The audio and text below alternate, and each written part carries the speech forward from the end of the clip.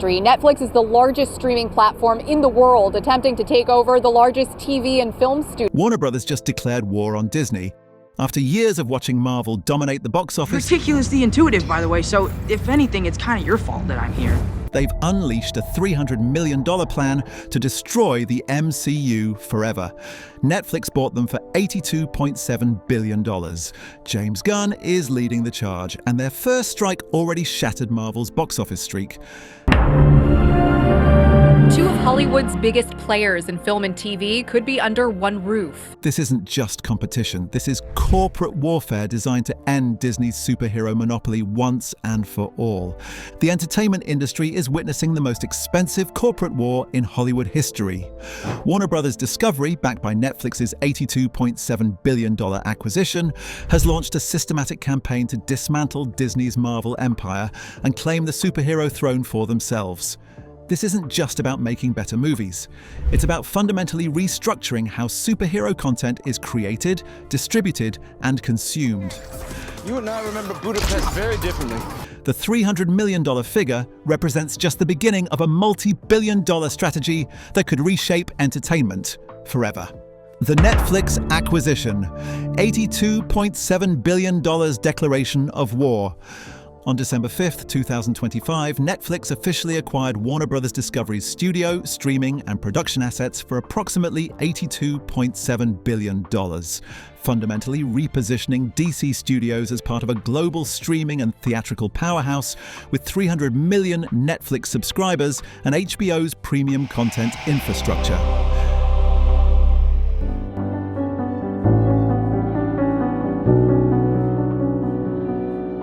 This transaction represents more than just corporate consolidation. It's a direct challenge to Disney's integrated entertainment model. Netflix co-CEO Ted Sarandos personally lobbied President Trump at the White House in mid-November 2025.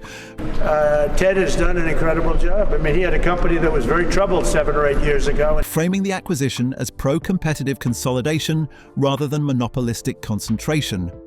The strategic value breakdown reveals the scope of Netflix's ambition. With 300 million global subscribers and HBO's premium content infrastructure, DC now commands distribution capabilities Disney could never achieve for theatrical films without direct streaming cannibalization. Netflix has publicly committed to honoring theatrical windows through at least 2029, allowing DC films to maintain box office primacy while securing subsequent streaming dominance. Paramount Skydance was preparing a hostile $108.4 billion counterbid, which would have potentially subjected DC to creative interference from Paramount's existing Transformers and Teenage Mutant Ninja Turtles franchises. Netflix's victory ensured DC's creative autonomy under James Gunn's proven theatrical sensibility. The acquisition faces significant regulatory obstacles that could fundamentally destabilize the competitive timeline. The Justice Department under Trump administration oversight could impose structural remedies, potentially divesting HBO Max, spinning off TNT Sports, or blocking the deal entirely due to market concentration concerns. Trump himself publicly warned the Netflix-Warner Brothers combination could be a problem due to combined market share. James Gunn's strategic takeover, the Marvel defector. The regime change orchestrated by James Gunn and Peter Safran as co-heads of DC Studios represents the most significant strategic shift in superhero filmmaking since Kevin Feige took control of Marvel. Gunn brings extraordinary institutional credibility.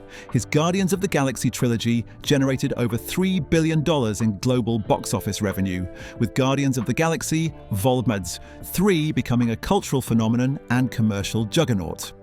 More significantly, Gunn demonstrated across 3 MCU films his mastery of cinematic universe architecture, character development, and audience engagement. No matter what happens next,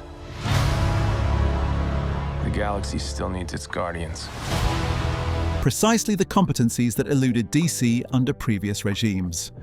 Upon arrival, Gunn and Safran developed a comprehensive 8 to 10-year strategic plan, covering slightly less than a decade's worth of interconnected storytelling.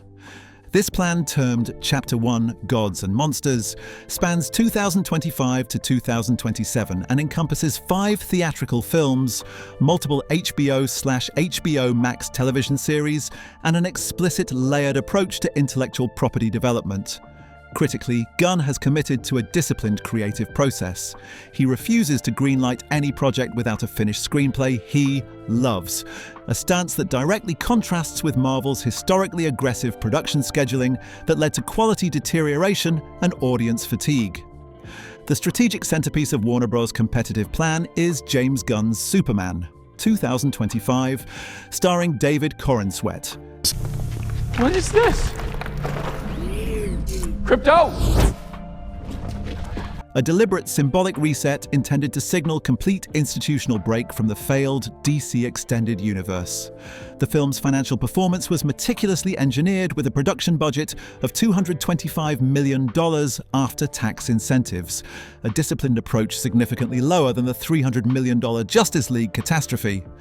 Superman achieved a $217 million domestic opening weekend and earned over $700 million globally, making it 2025's dominant superhero film and the first DC theatrical release to meaningfully outperform MCU competition. This performance represented a watershed moment. DC Studios finally snapped Marvel's record-breaking box office streak. The measured production, slate, quality over quantity. Warner Bros.' strategic differentiation from Marvel fundamentally involves rejecting Marvel's exhausted model of oversaturation. CEO David Zaslav explicitly committed to a disciplined approach limiting DC Studios to 1 to 2 films annually versus Marvel's historical 3 to 4 MCU releases, plus 2 to 4 additional superhero properties from Sony, Disney-affiliated studios, etc. The explicitly planned slate through 2027 demonstrates this measured approach.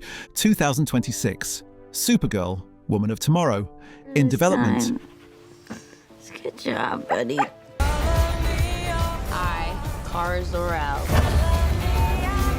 Expand superfamily narrative. Introduce female-led superhero property. 2026, Clayface.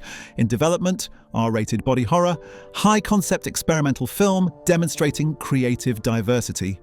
2027, Man of Tomorrow, Superman sequel. In pre-production, establish Superman as franchise anchor. Sequel demonstrates audience retention. 2027, The Batman Eats Sound. Pre-production commencing spring 2025. Matt Reeves' continuation with established critical success. Parallel universe approach. TBD 2027, Wonder Woman, Untitled. In development. Iconic female character, complete creative overhaul. Notably absent from this slate are rushed-to-production ensemble pieces, bloated event films with incoherent scripts, or desperation-driven casting decisions.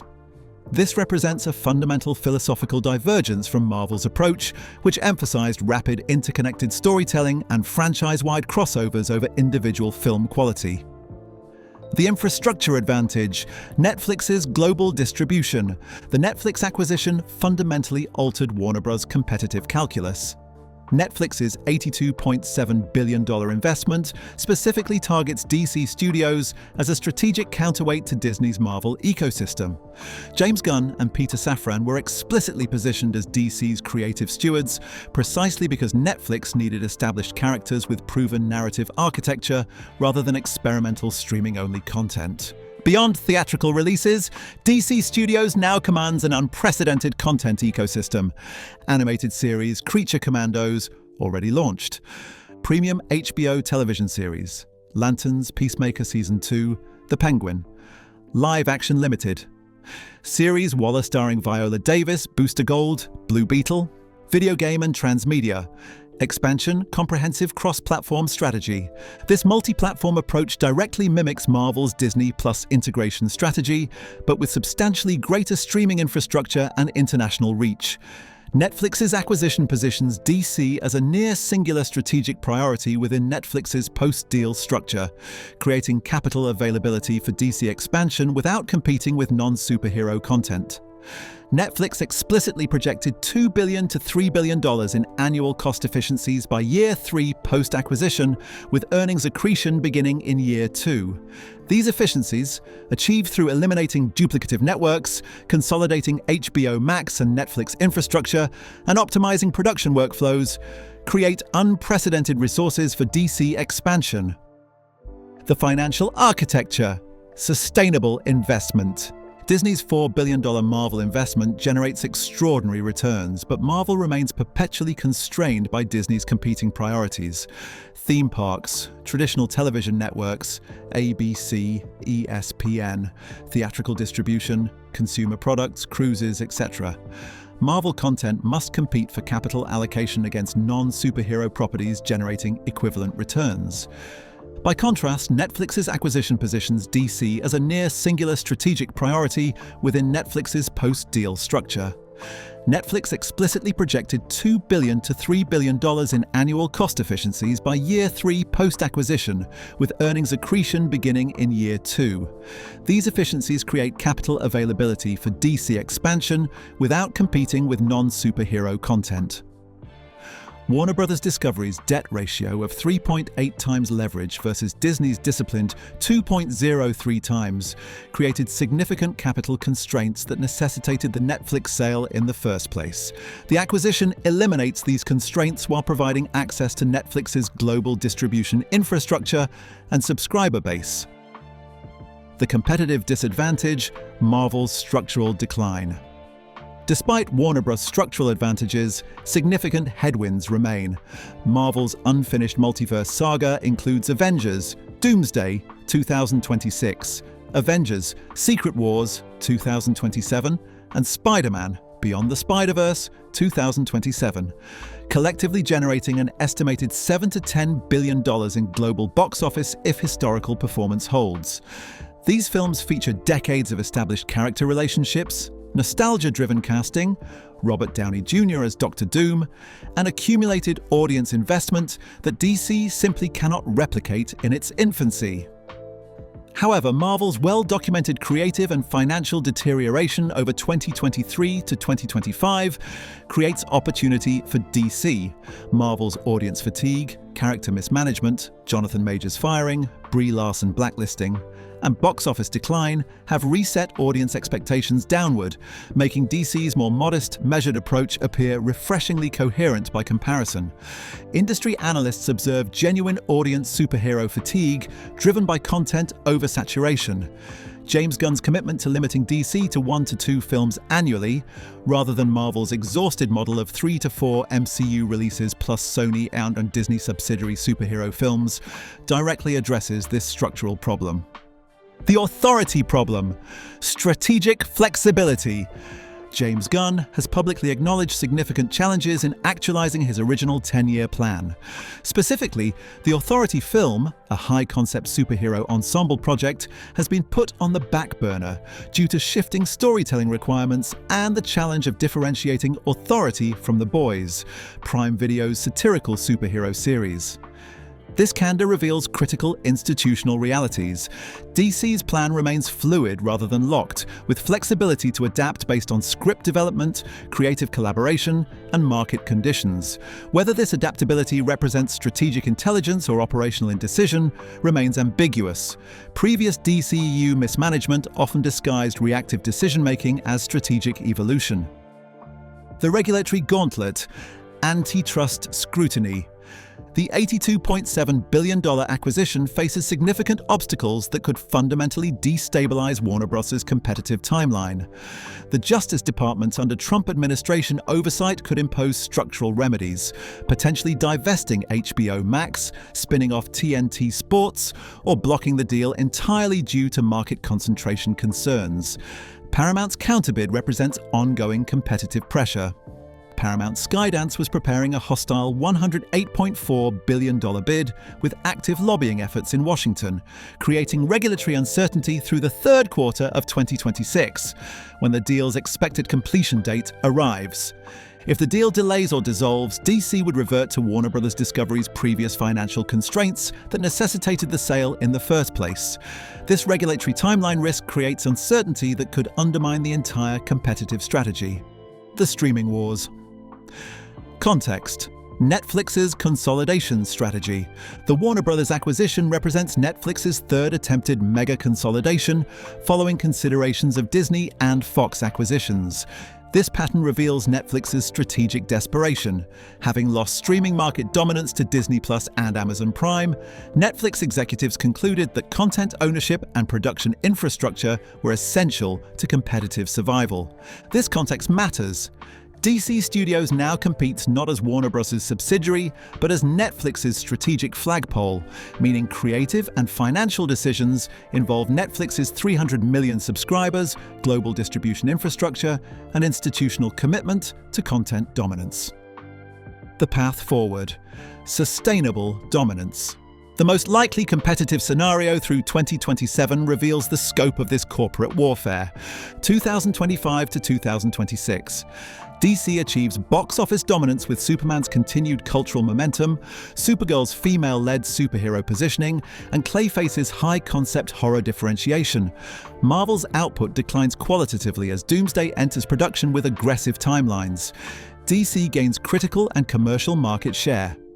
2027 to 2028, Avengers, Doomsday 2026, and Secret Wars 2027 reset Marvel's cultural dominance through multiverse convergence, cameo-driven marketing, and nostalgic character reunions. Hugh Jackman's Wolverine, Tobey Maguire's Spider-Man, etc. DC's Man of Tomorrow and The Batman 2 remain strong performers but cannot overcome Secret Wars' inevitable scale and accumulated character nostalgia. Post-2028, Netflix's integration of DC into its platform ecosystem potentially transforms the competitive dynamic. DC's theatrical releases become Netflix events with simultaneous global streaming windows, theatrical exclusivity gradually erodes, and Marvel's theatrical model gains permanent advantage through consumer habit formation. The ultimate gambit: cultural transformation. Warner Bros.' $300 million historical benchmark has evolved into a multi-billion-dollar, Netflix-backed, decade-long strategic commitment to challenge Marvel's dominance through disciplined creative leadership, measured theatrical strategy, and infrastructure advantages Disney cannot replicate. James Gunn's proven track record, Peter Safran's production discipline, and Netflix's global distribution infrastructure create a materially credible competitive framework. However, execution risk remains substantial. Netflix's regulatory approval faces Justice Department antitrust scrutiny, James Gunn's 10-year plan acknowledges significant mid-course adjustments, and Marvel's multiverse saga provides unmatched nostalgic and narrative momentum through 2027. Warner Bros.' war against Disney's Marvel empire represents more than corporate competition. It's a fundamental battle for the future of superhero entertainment. With Netflix's $82.7 billion backing, James Gunn's creative vision, and a disciplined approach that directly counters Marvel's oversaturation, DC Studios has created the first legitimate threat to Disney's dominance in over a decade. The outcome remains genuinely uncertain, which itself represents DC's most significant competitive achievement in years. Whether this challenge succeeds or fails will determine not just which studio controls superhero cinema, but how that content is created, distributed, and consumed for the next generation. We are committed to releasing 2 videos a week. Like, share, subscribe, and hit the bell icon for more film lore.